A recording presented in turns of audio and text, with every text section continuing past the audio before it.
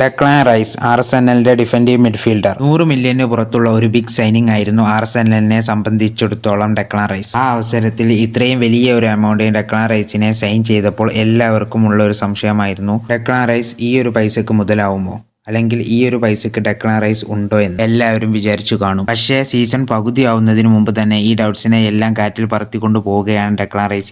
ഇപ്പോൾ ആർക്കും ഒരു സംശയവുമില്ല. ആൾമോസ്റ്റ് സീസൺ പകുതിയായിട്ടേ ഉള്ളൂ, അപ്പോഴേക്കും ആർസെനലിന് കൊടുത്ത പൈസക്ക് മുതലാക്കാൻ കഴിഞ്ഞിട്ടുണ്ട്. അങ്ങനത്തെ ഒരു പെർഫോമൻസ് ആണ് ആർസെനലിന് വേണ്ടി ഈ സീസണിൽ ഡെക്ലാൻ റൈസ് കാഴ്ചവെക്കുന്നത്. അദ്ദേഹത്തെ എവിടെ വേണമെങ്കിലും ഇറക്കാം. അറ്റാക്കിങ്ങിനെ സഹായിക്കുന്നുണ്ട്, ഡിഫൻസീവിനെ സഹായിക്കുന്നുണ്ട്, മിഡ്ഫീൽഡറെ സഹായിക്കുന്നുണ്ട്, ഇടയ്ക്ക് മുമ്പോട്ട് കയറി വന്ന് ഗോളുകൾ സ്കോർ ചെയ്യാൻ നോക്കാറുണ്ട്, നല്ല പാസുകൾ കൊടുക്കുന്നുണ്ട്. ഏതെങ്കിലും ഫുൾ ബാക്കുകൾ കയറിപ്പോയാൽ ആ വിടവ് പൂർണ്ണമായും ഡെക്ലാൻ റൈസ് നോക്കാറുണ്ട്. അദ്ദേഹത്തിന്റെ പ്രത്യേകതകളിൽ പെട്ടതാണ് റിക്കവറി, ഇന്റർസെപ്ഷൻ, പാസിംഗ്, എല്ലാം കൊണ്ടും ആർസെനലിന് പറ്റിയൊരു മുതലാണ് ഡെക്ലാൻ റൈസ്. ആർസെനലിനെ സംബന്ധിച്ചിടത്തോളം ആർസെനലിന് കിട്ടിയ നിധിയാണ് ഡെക്ലാൻ റൈസ്. കാരണം മറ്റൊന്നുമല്ല, എല്ലാ മാച്ചിലും തന്റെ 100% കാഴ്ചവെക്കാൻ ഡെക്ലാൻ റൈസ് ശ്രമിക്കാറുണ്ട്, നടത്താറുമുണ്ട്.